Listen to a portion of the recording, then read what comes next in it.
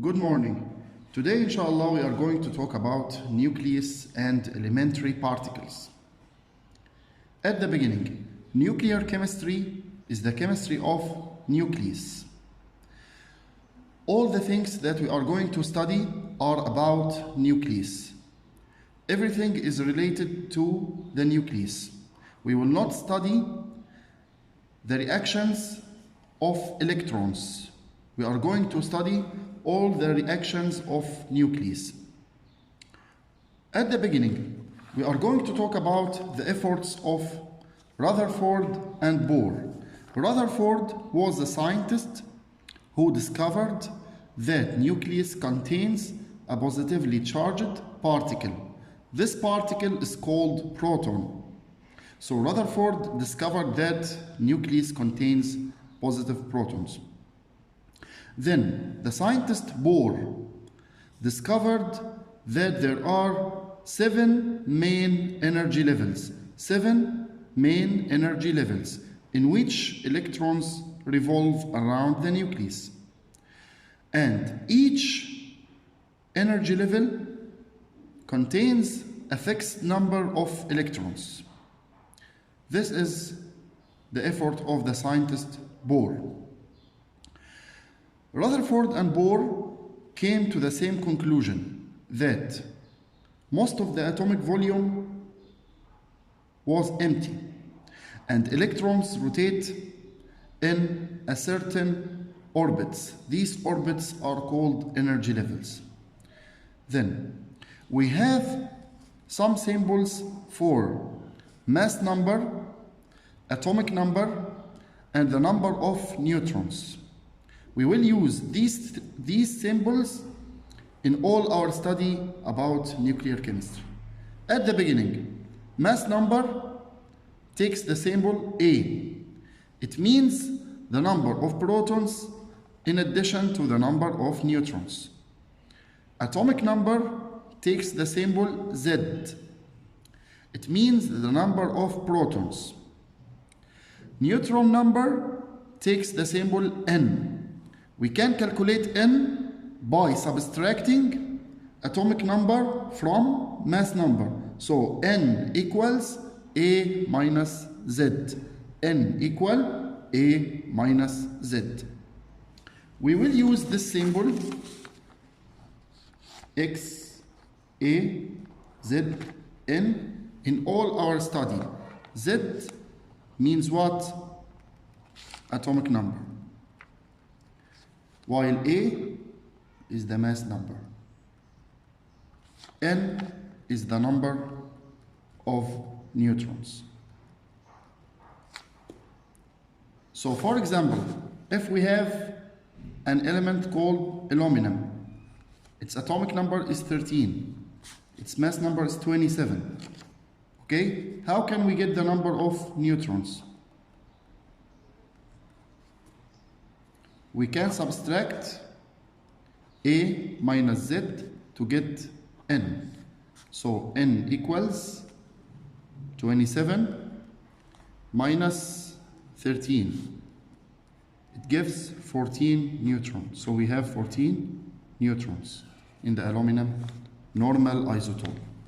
Now, what I mean by the word isotope and what are isotopes? Isotopes are atoms of the same element that have similar atomic number, but they have different mass numbers because they have different number of neutrons. So isotopes have the same atomic number but different neutrons number.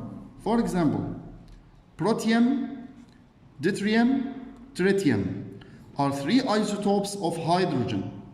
Hydrogen element in normal case is called protium. Protium has 1 proton only. There is another isotope for hydrogen which is called deuterium. Deuterium has 1 proton and 1 neutron.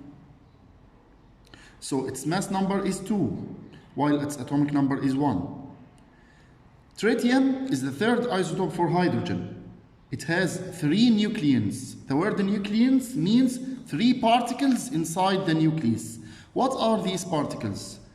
It has 2 neutrons and 1 proton. So its mass number is 3, while its atomic number is also 1. So the 3 isotopes have the same atomic number, 1. But they have different mass number. This is the first example. Another example is oxygen.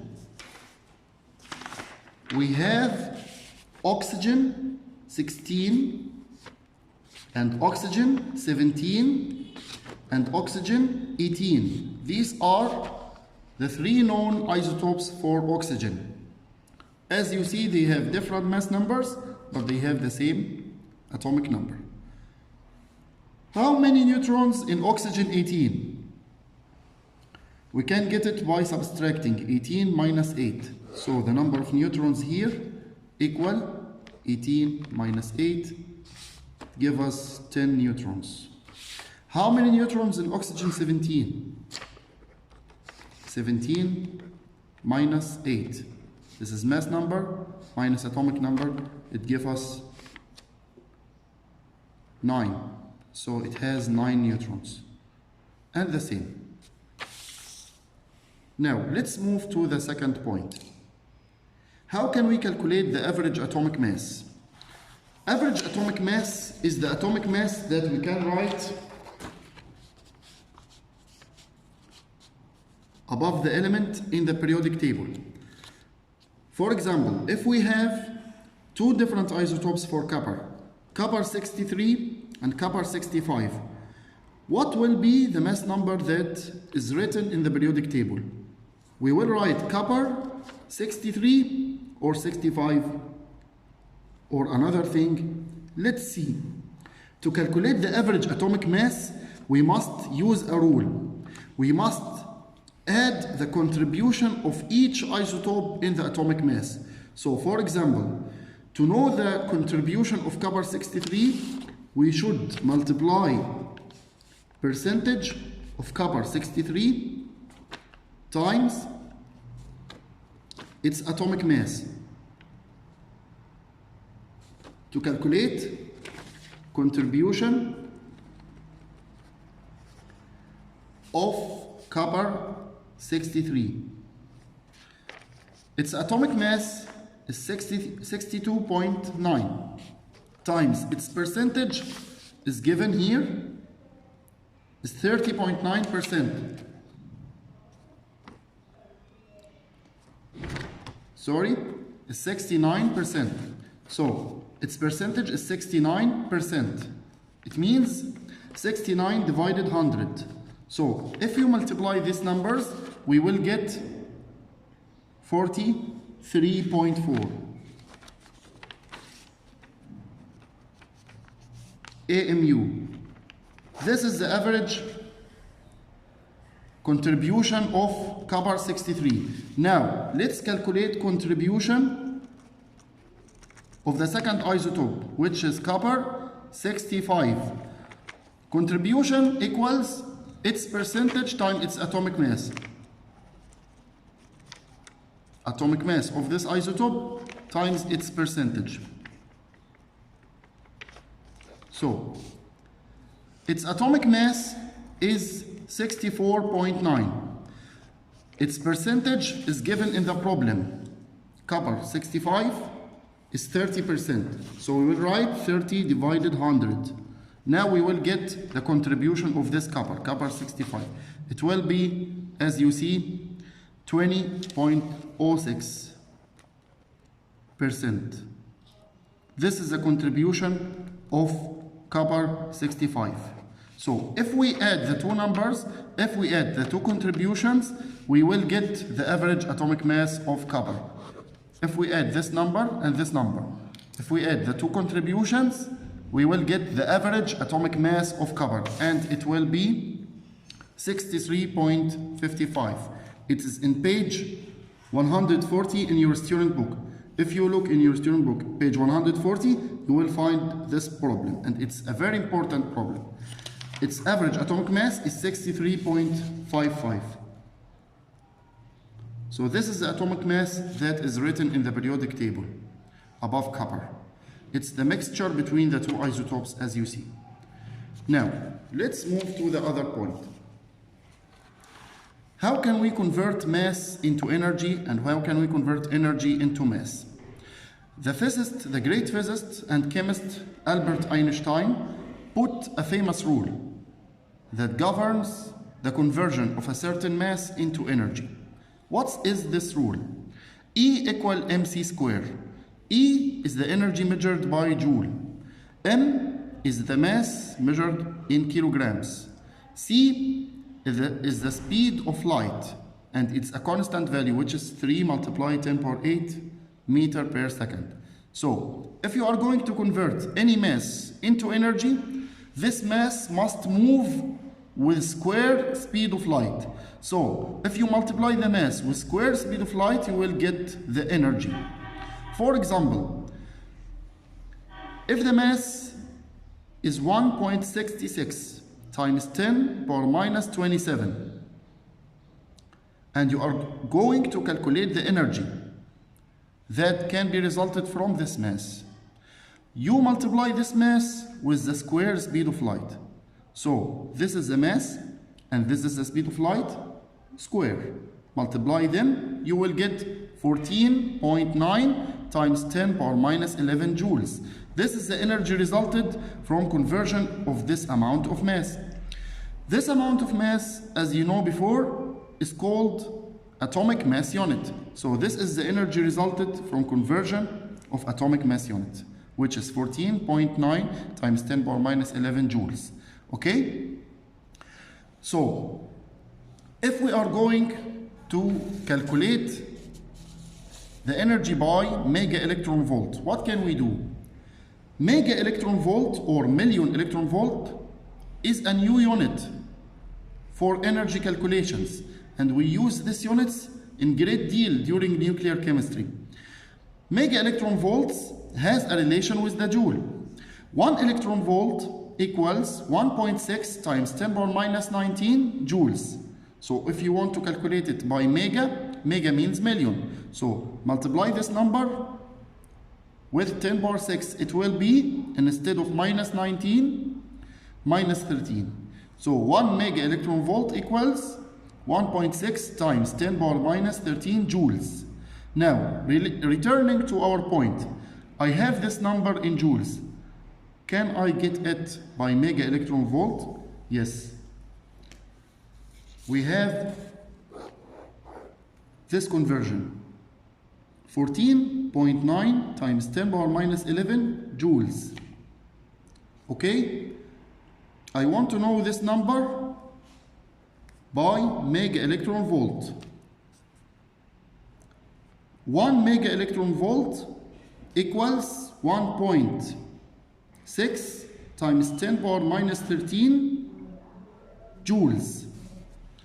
So if I know that 1 mega electron volt equals this amount in joules, so what will be the value in mega electron volt if the value in joules is this value? Let's calculate it.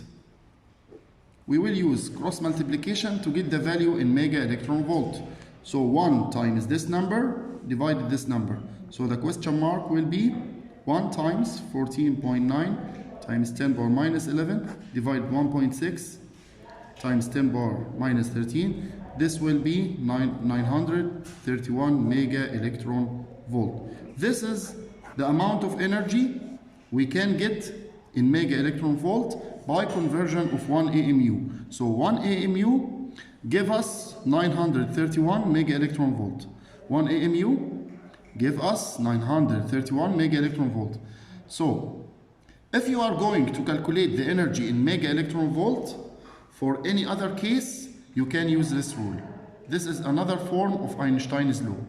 E equal M in AMU times 931. So this is the second rule. We can use this rule to calculate energy in mega electron volt. If the mass in AMU, you can multiply this mass by 931 to get the energy in mega electron volt. So we have now how many rules? 2 two rules.